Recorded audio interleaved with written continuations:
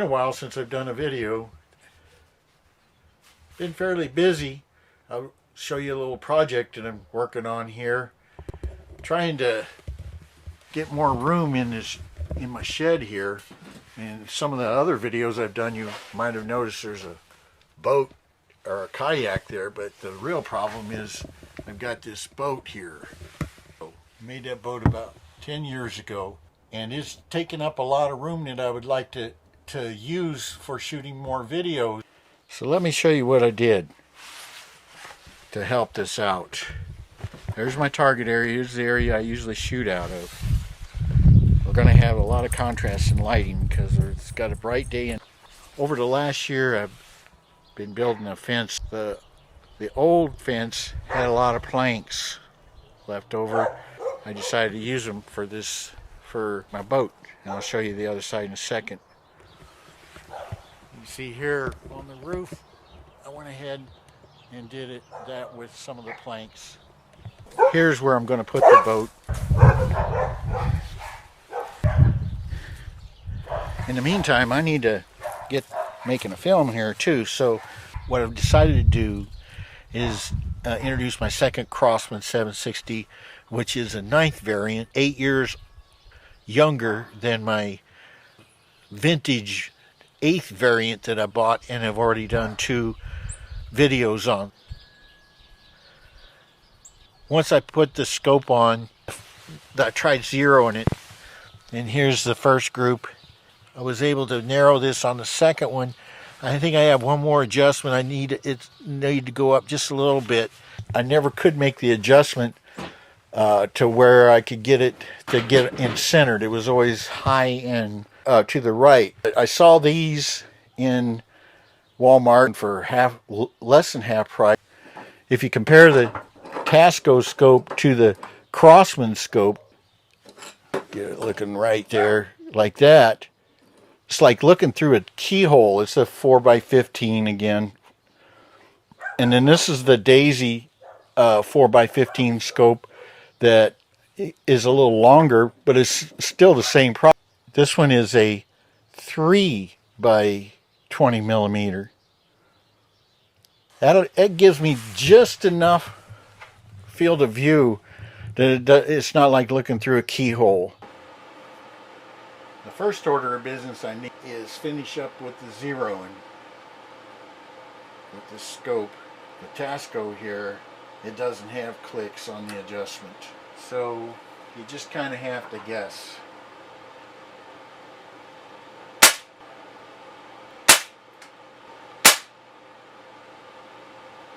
I think I got it pretty close. Right in there. So let's go take a look. This grouping right here is the final one. So I think I'll just go with that. In the meantime, I need to get working on getting this boat out of here so I can do some tests inside. I got my little side shed built here where it'll take my 2 boats. There's my kayak and my rowboat. Kind of bright sun out shooting here, but gives you an idea. We'll go around here.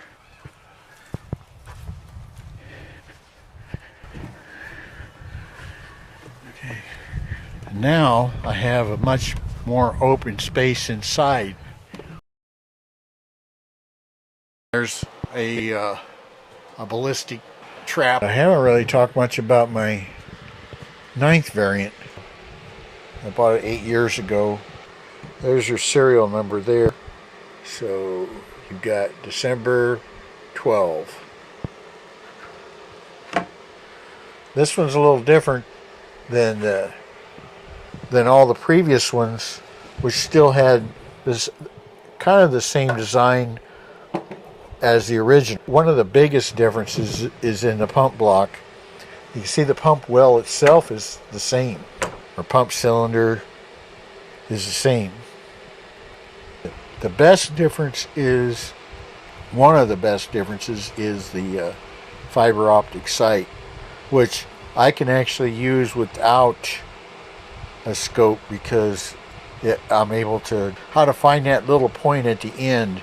With my eyesight, it's hard to do with the blade sight. And then here's the other big difference.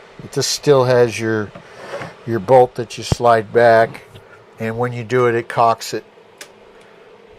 You can see there's the bolt. This one has the same kind of bolt, but you can't load it. You have to have a magazine. The rear of the projectile, and there's the front of the projectile. And you put them in there in this little tray.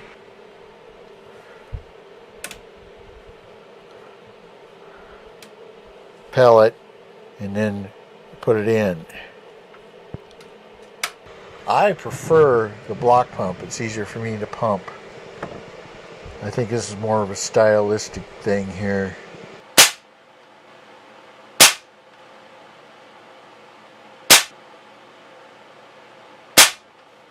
Alright, let's go take a look at it.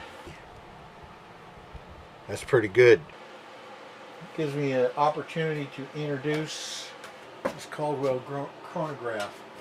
If I put it directly under the fluorescent lights, which are very bright, it will have a strobe effect. So what I have to do, I bought these light pucks.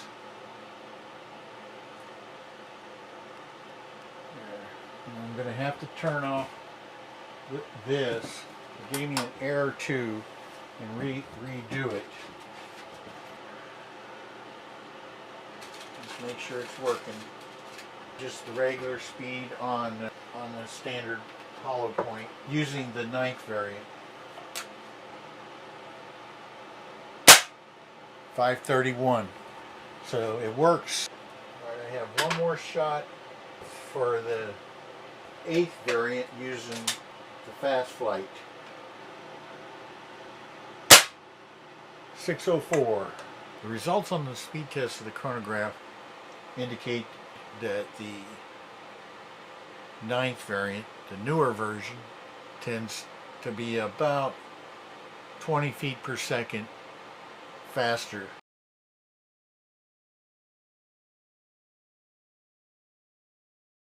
But what we're going to do is, on the next day that I'm able to do it, is I'm going to break out this and have some fun with this. It's time to open this up.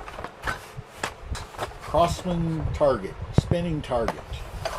Only fitting, break it out with some Crosman 760s. Got this at Walmart. I think it was on clearance. I guess the reason it was on clearance was there were supposed to be some sticky targets on there. These always come in handy. So I get those on. I would shoot 9 with each weapon. First shot. I've never shot at this before, so got the first one. Now we got to go for that second one, which is a little bitty tiny one.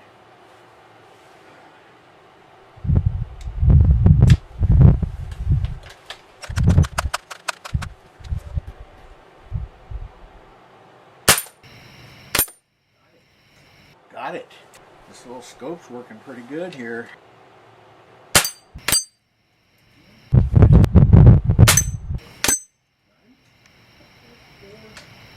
Got him. 4 for 4.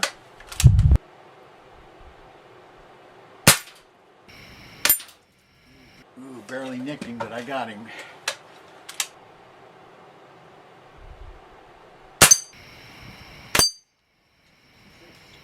Yeah, those 66. Yeah, those baseball size ones are easy with the scope.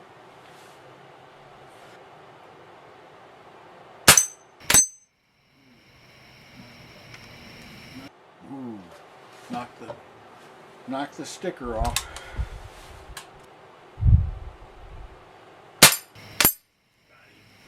Got him. Boy, I nailed that one.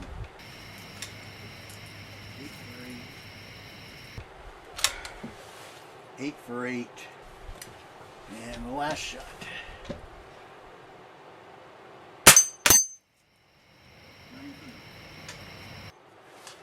9 for 9.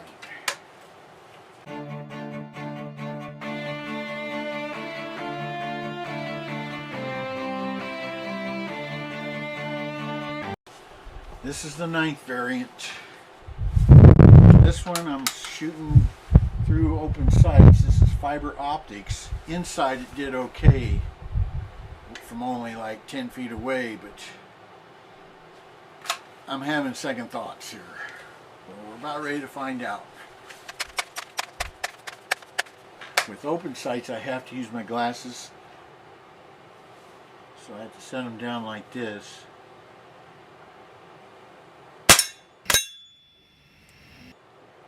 Yeah, I don't know if I got it or not. Hit something.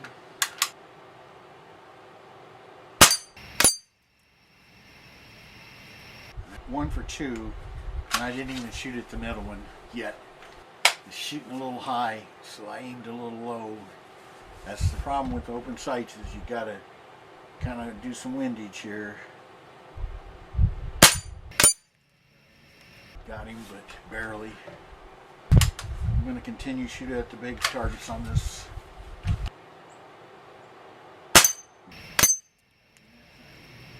Got him that time.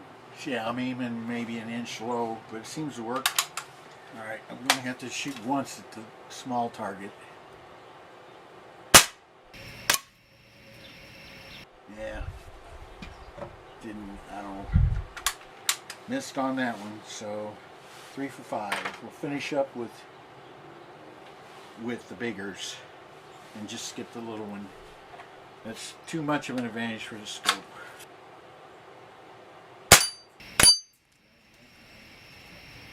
Got him that time. You don't really get a lot of play with the elevation here, and I think by moving it down a notch it's going to change it more than just an inch, so I think I'm going to keep it as it is.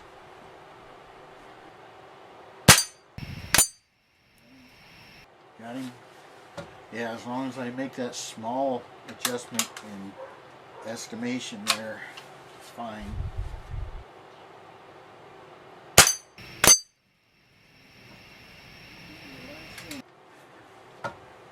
And the last one. So it's pretty good with the open sights with the baseball sizing, but not precise enough for that little bitty one. Got him. So did good. I hope you enjoyed this video. Press the like button and please subscribe. Appreciate it. I hope you enjoyed this video. Lord knows it certainly took long enough to do it. If you did, please press the like. If you did, please press the. If you did, please press the. If you did, press the like button and please subscribe. Appreciate it.